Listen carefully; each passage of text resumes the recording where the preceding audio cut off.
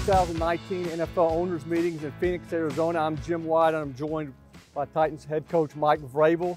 Mike's football team's gotten better here over the last couple of weeks. Signed Adam Humphries, signed Roger Saffold, signed Cameron Wake, and traded for Ryan Tannehill. Can you kind of talk a little bit about each of those guys and how they might help the football team? I can't tell you how much it means to me to know that you feel like we've improved, even though we haven't won a game in that time. That's exciting, but those were guys that John and I and our coaches felt like could come in and help us in a different way to acquire players, obviously through free agency. And we had targeted those guys. Those are guys that we liked, and in some form or fashion, we've had some connection with those guys. John, because that's a critical thing in free agency, is the guys that you bring on this team. That's important to me. We have a great group of guys, and the people that we bring on to our organization, we owe it to our fans, we owe it to Miss Amy, and we owe it to the players on the team to make sure we bring in good players, good players, but better people. I don't know, John Robinson said he talked to Ryan Tannehill, told him he's coming as a backup, said he told Marcus the same thing. As a head coach, how do you approach that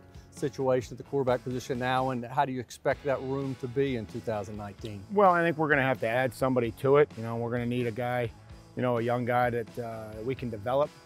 But obviously, if Marcus is healthy and he's available, he's our starter. That's how it goes, and we just felt like to be able to strengthen the position, to have a chance to add a player like Ryan who could help us, if Marcus isn't available, then we were excited to do so. And I know at the NFL Combine you said you had talked to Marcus, everything seems to be going well in his recovery. When the offseason program starts, you expecting him to be ready to go? Yeah, I think I do.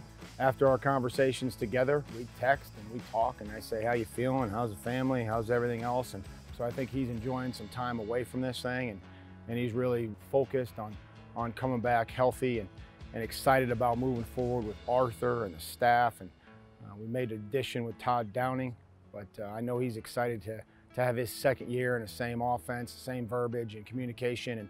And we're going to add some stuff, but I think he's excited to get going with that. The team has added a receiver, it's added a guard, it's added a defensive end, added a backup quarterback. Still early in free agency. I know we've still got the draft. Do you have certain areas on the team, certain positions you feel like still need to be improved from last season? Well, here comes the company line. We're trying to improve at every position. I mean, the ones that we have some young guys that we've drafted that we feel like have developed. We need to keep moving forward with those guys and keep improving them. The veteran players that we have coming back, we're going to have to continue to push. And every year is a new year in this league, and I think that John's given us a great start to building our roster for 2019. And I know I saw you at the Clemson Pro Day, and we've seen you at Pro Days in the past working with players. How much do you enjoy the process leading up to the draft, whether it's Pro Days, whether it's visits by the prospects, whether it's a combine, and what are you looking for each step of the way? Well, I really do. We coach football because we want to try to help players. We want to try to help them on the field. We want to try to help them off the field.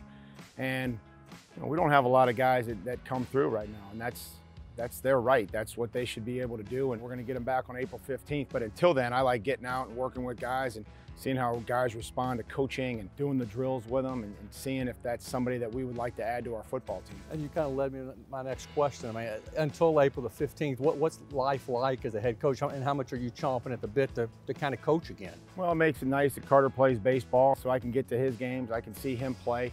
John and I like to travel, and we like to do workouts, and we like to go visit with players, and our coaches will do the same thing, trying to clean up the playbook and trying to make sure that it's where we want it to be and it's efficient for when the players get back and they're able to pick up where we left off and improve on last year, and try to get a little bit of downtime because it's going to be upon us pretty quick, and it's a grind. This is your second year at the NFL Owners Meetings. Last year, the lowering of the helmet rule was the hot topic. What are some things on the agenda this year that could potentially impact the game? Well, I mean, I think everybody wants to talk about replay and how that's going to affect our game and how it's going to be officiated. Just making sure that the rules are fair and that we understand them and that we can clearly explain them and coach them to our players, because that's the most important thing. I don't want to be the guy that makes up the rules. I want to be a guy that follows them and can coach them to the players and use the rules to the best of our ability. And as you look ahead to year two, what were some things maybe you learned as a first-year head coach that could be changed heading into 2019? Well, I mean, just continue to try to prepare for a lot of different situations and things that come up. Try to do a better job of being more consistent. We played really well at times, and we didn't play so well at times, and I have to do a better job being consistent and getting that message across to the team, to the organization, so that the players can follow suit. Okay, for Titans coach Mike Vrabel, I'm Jim Wyatt. Check Titans Online all week for coverage from the NFL owners meetings.